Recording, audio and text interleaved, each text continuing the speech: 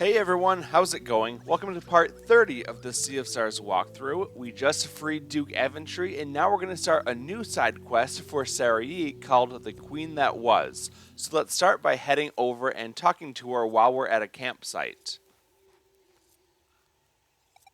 We're almost at the end. Is something troubling you? There's another potential threat to my people. One I'm not sure I can handle on my own. What is it?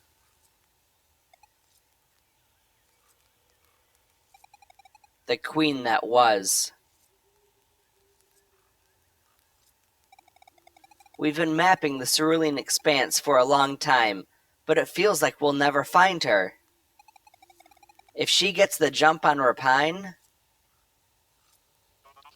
A gruesome thought indeed. Is there any lead we could follow? It's a long shot, but a probe brought this back from one of the search parties. Got Jose's belt buckle.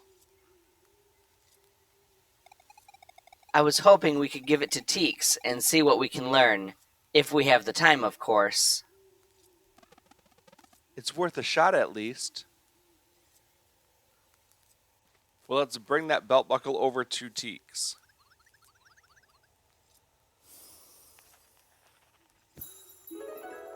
New story unlocked, the Cerulean Expedition. Now let's listen to it.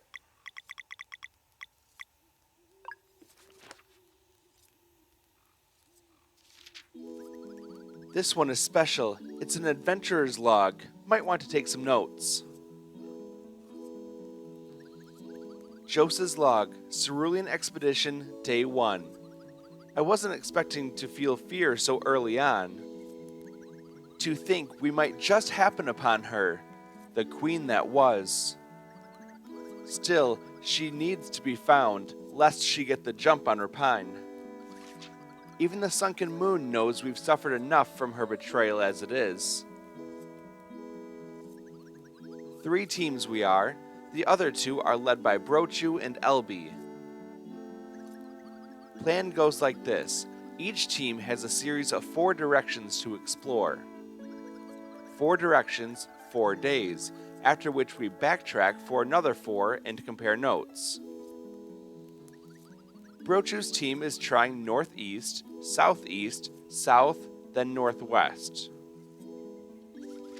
Elby's team is going southwest, south, southwest, then east. As for my team, we're doing northeast, northeast, then south.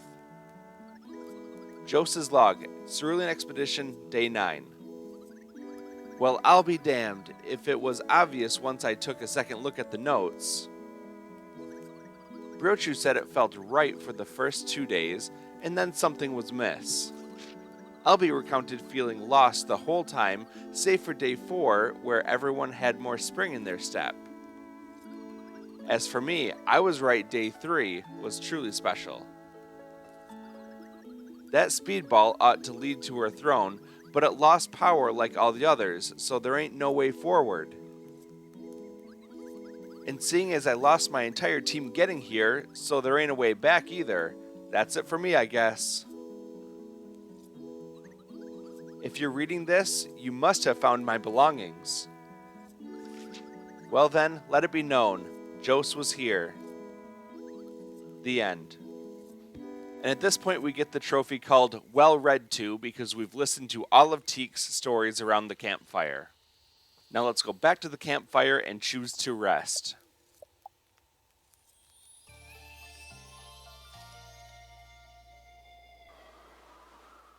Before we continue this side quest, we're going to fly over toward the east until we get to Sky Shrine, and then go north so that we can get to Clockwork Castle. We're going to literally beat the Watchmaker at her own game of wheels. And to do this, we need to beat all of the different wheels champions across the whole world. In fact, across both worlds, because there's one in Rapine as well. There are 9 of them in total. The first one is in Brisk in the inn. The second one is in Stonemason's Outpost in the inn. The third one is in Moon Cradle once you're able to return to that area. It's also in the inn. fourth one is in Lucent, that's in the first stage of Grief Inn. The fifth one is in the Vespertine. After you claim it as your own, you can go below deck and find Yolanda down there to battle against her. The sixth one is in Mirth. After you get the plans to build the inn, then you can also recruit the innkeeper from the brother of the first stage of Grief's innkeeper. And then you can go to 7 Dokari Village, that's underwater, so go down there and you can battle it in the inn. 9 is in the Cloud Kingdom, in the inn area to the top left of that area. And finally, there's the inn in Rapine. After you buy the deployable table from the watchmaker, then you can bring it back there and battle against him in the inn. So that's all of them. Once you have them all, now you're eligible to go and play against the watchmaker herself in her room.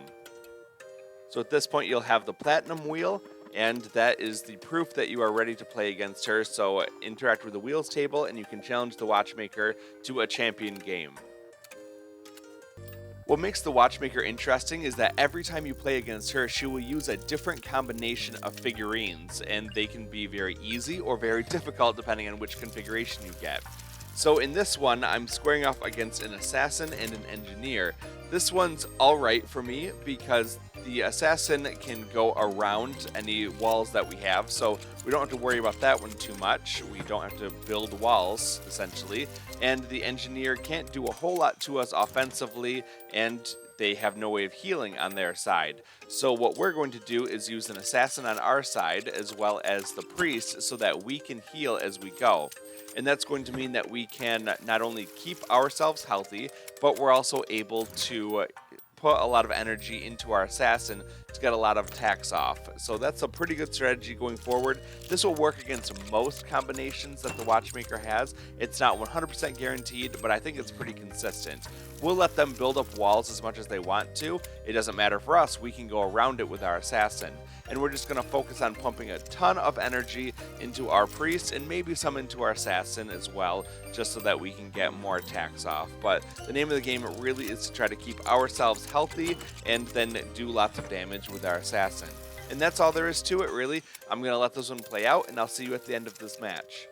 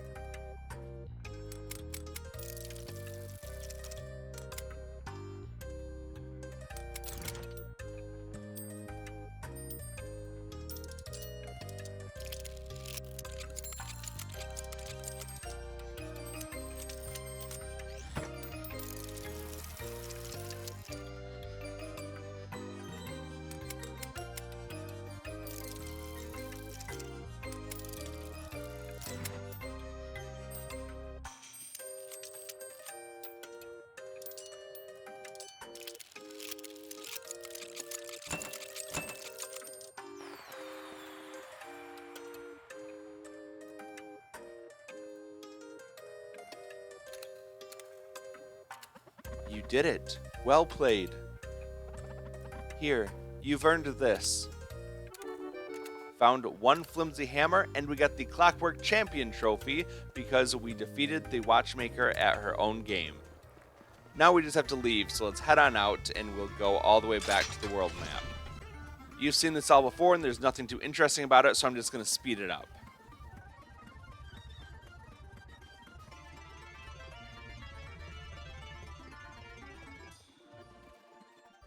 Once we're outside, we're going to do a quick check to make sure we've gotten all the treasures and rainbow conchs in this world. So let's open up the map and then use the parrot to ping places. We see Skylands is all clear. Mesa Island is now all clear. Hiker's Rest is all clear. The Watcher Island is all clear. Still Pond Island, we do need to progress further to get this, so we'll do that in a little bit. Wraith Island is all clear. The Solstice Island Shrine is all clear. Settlers Island is all clear. Basalt Island is all clear. The Small Floating Island is all clear. Sleeper Island is all clear. The Solstice Shrine Island on the left is all clear. And Evermist Island is all clear. So we know that we've gotten everything that we can at this point. Now let's head back toward the Sea of Stars entrance, and we're going to go over to Ceres world.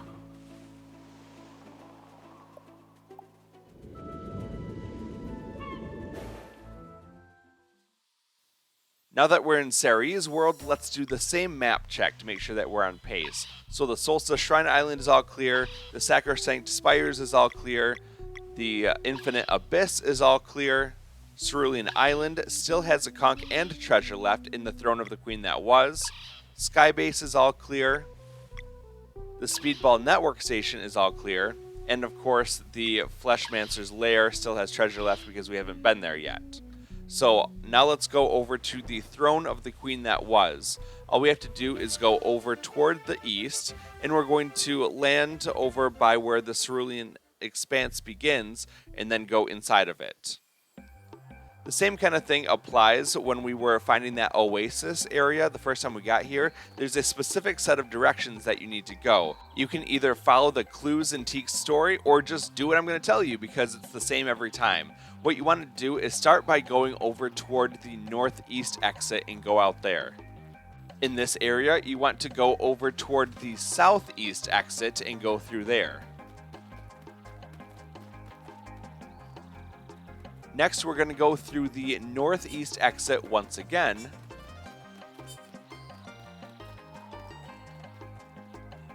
And finally, we're going to go straight east out of the exit. You can see a Speedball Network orb over here, so let's go interact with it. Destination unknown, threat level high. Are you sure you wish to proceed? We'll say yes.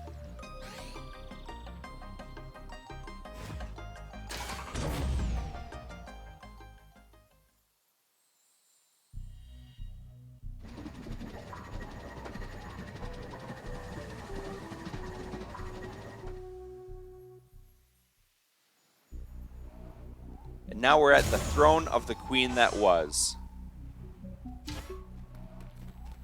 Now as we head up the path, let's stick toward the right side, and there's going to be a treasure chest over here that contains an Artful Gambit relic. Now this is a very important relic because there's a trophy tied directly to this, and I'm going to be covering how to get that trophy in part 35 of the series, the very last one. When activated, it lowers all of your health by 95%. Enemies are invincible while casting, and timed hits reduce damage to 1, but timed hits bonus damage when we're attacking is multiplied by 2, so that's pretty good. Let's just go through, make sure that all of our equipment is ready because we have a boss fight coming up. One of the main things that I would do is just make sure that someone has the magic pockets on.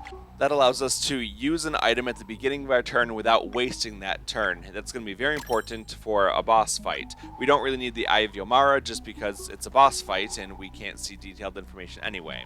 So on the way up, there's another rainbow conch on the left side. Let's go ahead and grab that. There's also on the right side going to be a save point and a campsite. So let's go ahead and rest up and then save the game before we go up and fight the boss. I should also note that that was the very last rainbow conch that we needed to collect in the whole game. So if you go to the key items menu, you can scroll all the way down and you'll see where the rainbow conch is at the very bottom. And we now have 60 of them. That's all of them in the entire game. So that's going to be very important for a little bit later on. Now let's go ahead and save the game, and then we're going to go up the long set of stairs just to our left.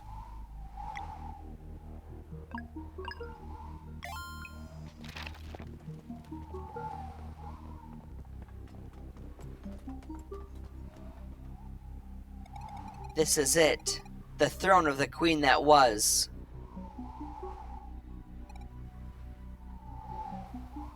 She's not here then?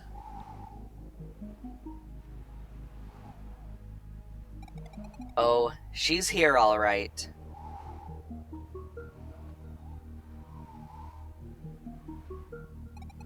Are you ready? On your mark.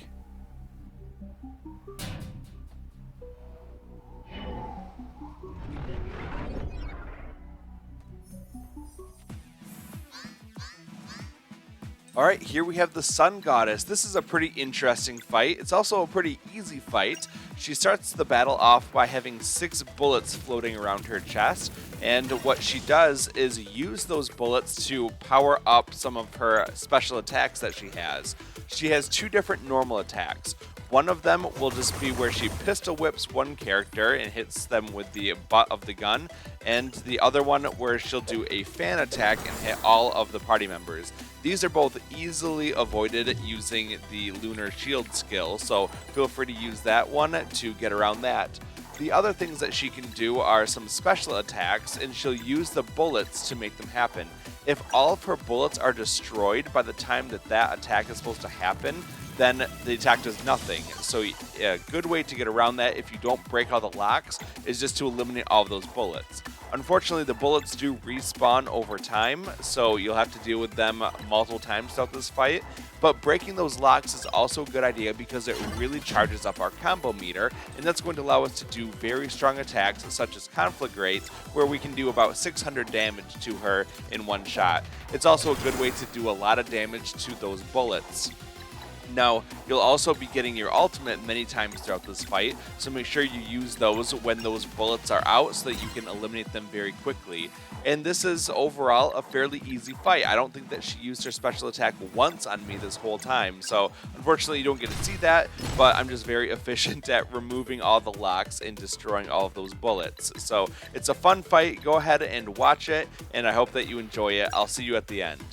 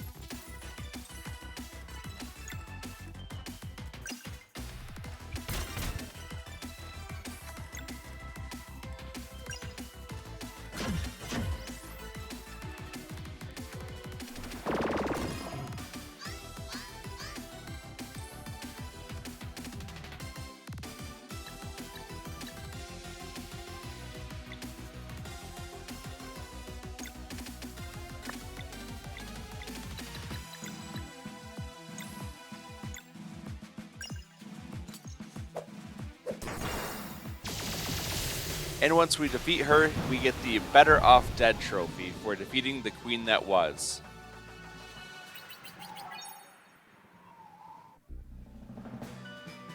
I also got a level up here, and I'm going to stick toward the magic side of the spectrum by choosing mana points, magic attack, and magic defense when I can.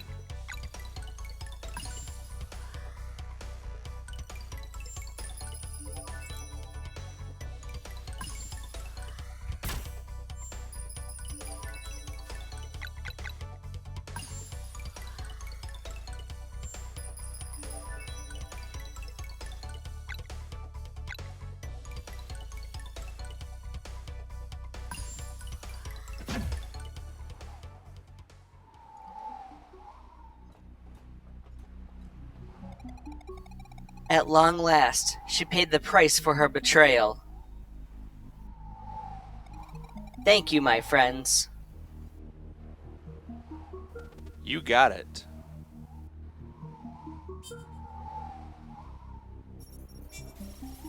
Famous daggers of legend detected amidst the rubble. Recommended action, loot and equip. Oh yeah, I could use those. Got star shards. Nothing left for us here. Lead the way. As with all of these endgame side quests, we got a new piece of ultimate equipment for one of our party members. This time it's Sarai, who gets her star shards, a nice upgrade to her attack and magic attack. And that's all we need to do here, so let's head on out. Just run down all the stairs, down the path until you get to the Speedball Network orb, and then we're going to return to the Cerulean Expanse.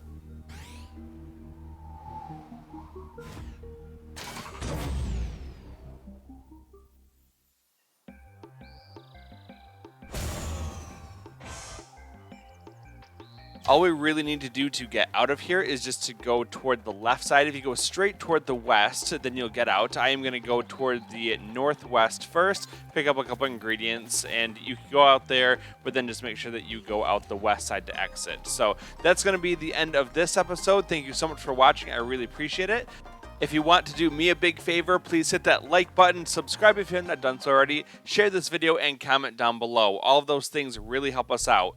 I'll see you very soon for part 31, where we're going to get the normal ending of the game, but that's not the end of our Sea of Stars journey. There's a lot to do until we get the true ending, so stay tuned, and I'll see you soon for part 31. Until then, have a good day.